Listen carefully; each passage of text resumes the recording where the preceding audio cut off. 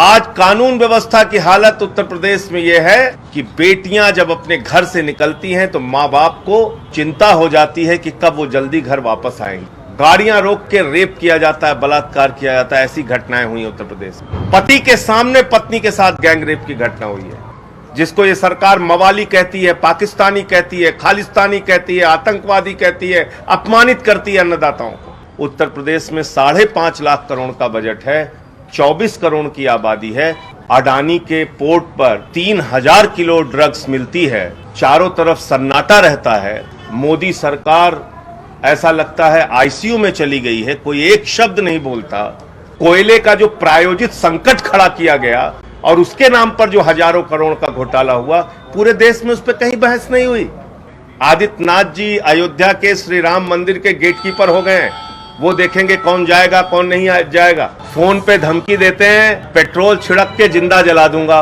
और इसकी बाकायदा मैंने अपने सभापति महोदय को और दिल्ली के पुलिस कमिश्नर को इन सारी चीजों की शिकायत की है।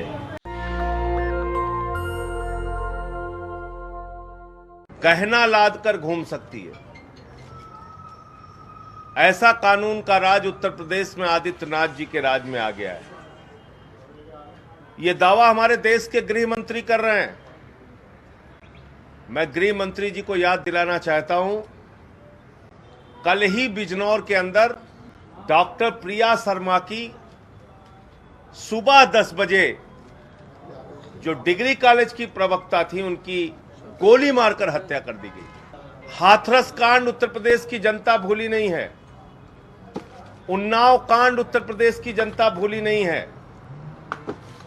और गृह मंत्री जी, आज कानून व्यवस्था की हालत उत्तर प्रदेश में यह है कि बेटियां जब अपने घर से निकलती हैं तो मां बाप को चिंता हो जाती है कि कब वो जल्दी घर वापस आएंगी। आज ये हालत है उत्तर प्रदेश में। दिन दहाड़े इसी मुजफ्फरनगर रोड पे, आगरा मथुरा रोड पे गाड़ियां रोक के रेप किया जाता है, बलात्कार किया जाता है। ऐसी घटनाएं हुई उत्तर प्रदेश में। पति के सामने पत्नी के साथ गैंग रेप की घटना हुई है और आप मजाक उड़ा रहे हैं। आप कह रहे हैं गहना लाद के भी घूम सकती हैं बेटियां। तो कानून व्यवस्था के मामले में उत्तर प्रदेश आज बद से बदतर हालत में पहुंच चुका है, नंबर 1। दूसरी बात, आदित्यनाथ जी बड़े बड़े दावे करते हैं, किसानों का सारा संकट दूर हो गया। उनकी पार्टी के खुद के सांसद वरुण गांधी जी पीलीभीत की मंडी में जाते हैं और कहते हैं अब मैं सरकार से गुहार नहीं लगाऊंगा, न्यायालय जाऊंगा। आपकी पार्टी का सांसद वो कह रहा है किसानों से खरीद नहीं हो रही है, मंडी में घपलेबाजी होती है, समर्थन मूल्य नहीं मिलता है। और आप कहते हैं कि नहीं नहीं, सब कुछ चारों तरफ अमन चैन है। वरुण गांधी जी की बात उत्तर प्रदेश सरकार के लिए भी और केंद्र सरकार के लिए भी एक इतना बड़ा सच है कि जब भारतीय जनता पार्टी का सांसद कह रहा है मंडियों में खरीद नहीं हो रही है, तो जो ये दावे किए जाते हैं चिल्ला चिल्ला के भाजपा नेताओं की तरफ से, ये खोखले और झूठे हैं। और किसान की बात सच है। जो किसान पिछले 10 महीने से सड़कों पर बैठा है, जिसको ये सरकार मवाली कहती है, पाकिस्तानी कहती है, खालिस्तानी कहती है, आतंकवादी कहती है, अपमानित करती है अन्नदाताओं को, मैं अभी भी मोदी जी से मांग कर रहा हूं कि कृपा करके ये तीनों काला कानून वापस लीजिए। और जो किसान 10 महीने से सड़कों पर बैठा है, उसको वापस घर जाना है। वो अपना घर बार छोड़ के आंदोलन कर रहा है, उसको उसके खेत में जाने दीजिए, अपने घर वापस जाने दीजिए। उत्तर प्रदेश में 2022 का चुनाव देश की राजनीति की दिशा तय करेगा। आम आदमी पार्टी 403 सीटों पर चुनाव लड़ेगी। 170 विधानसभाओं में हमने अपने विधानसभा प्रभारी घोषित कर दिए हैं और जगह जगह पर 300 यूनिट बिजली फ्री, केजरीवाल जी के पहले वादे के साथ हम लोग अपना अभियान चला रहे हैं। अब तक इस अभियान में लाखों लोगों ने फॉर्म भर के आम आदमी पार्टी के इस मुद्दे का समर्थन किया है। आम आदमी पार्टी की सरकार बनने के बाद उत्तर प्रदेश में 300 यूनिट बिजली फ्री, 24 घंटे बिजली, पुराना बिजली का बिल बकाया माफ और किसानों को जो उनका बिल है वो निःशुल्क किया जाएगा। ये हमने वादा किया है उत्तर प्रदेश की जनता से, और इस वादे के समर्थन में लाखों लोगों ने, जब हमारे कार्यकर्ताओं ने डोर टू डोर कैंपेनिंग की तो लाखों लोगों ने फॉर्म भर के अपना समर्थन और भरोसा आम आदमी पार्टी के प्रति जताया है। उत्तर प्रदेश का चुनाव हम केजरीवाल मॉडल पे, दिल्ली के मॉडल पे लड़ेंगे, जहां पर फ्री बिजली, फ्री पानी, फ्री शिक्षा, फ्री इलाज, माताओं बहनों की बस की यात्रा फ्री, बुजुर्गों की, विधवाओं की, विकलांगों की पेंशन दोगुना, ये तमाम जो काम हमने दिल्ली में करके दिखाया है वो उत्तर प्रदेश में भी करके दिखाएंगे। और इसके बाद बिजली के कैंपेन के समाप्त होने के बाद बेरोजगारी के खिलाफ भी पूरे उत्तर प्रदेश में एक आंकड़े सहित, और हम क्या कर सकते हैं नौजवानों के लिए, कैसे उनको रोजगार दे सकते हैं, इसको लेके भी एक बड़ा अभियान पूरे उत्तर प्रदेश में चलाया जाएगा।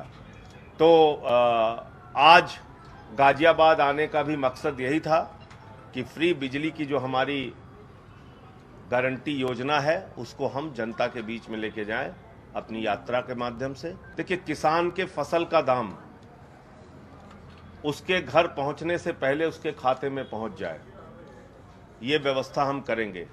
दिल्ली की हमारी सरकार ने अभी फसल बर्बादी का मुआवजा 50,000 रुपये हेक्टेयर किया है। दिल्ली में कृषि का क्षेत्र कम है, लेकिन फिर भी हमने एक बड़ी वहाँ पे घोषणा की और वहाँ ये पूरा किया है।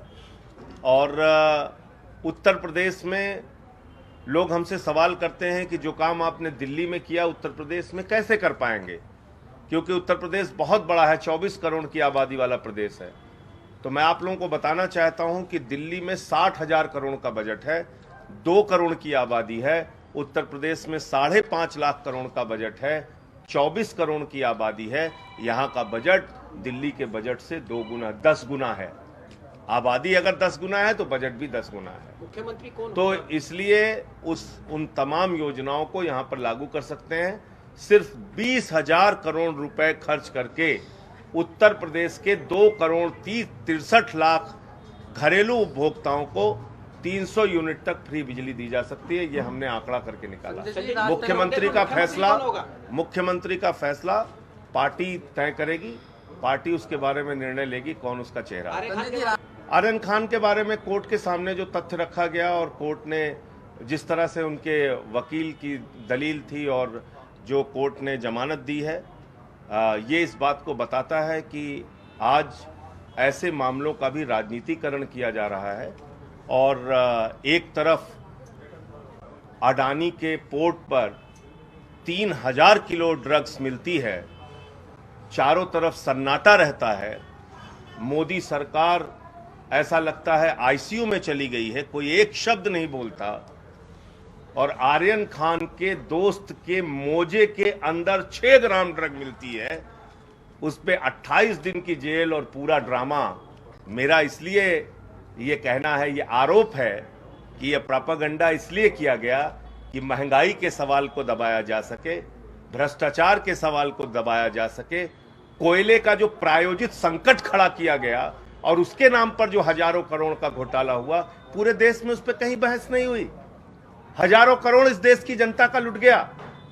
आपको मालूम है, हिंदुस्तान दुनिया का दूसरा सबसे ज्यादा कोल उत्पादन करने वाला देश है। इस देश में कोयले का संकट है ही नहीं है। और कोयले का एक प्रायोजित संकट मोदी सरकार ने खड़ा किया, क्योंकि अपने पूंजीपति मित्रों से, जिनकी निजी कंपनियां हैं जो बिजली बेचती हैं, उनको हजारों करोड़ का मुनाफा करवाना था। 25-25 रुपए यूनिट बिजली खरीदी है राज्य सरकारों ने।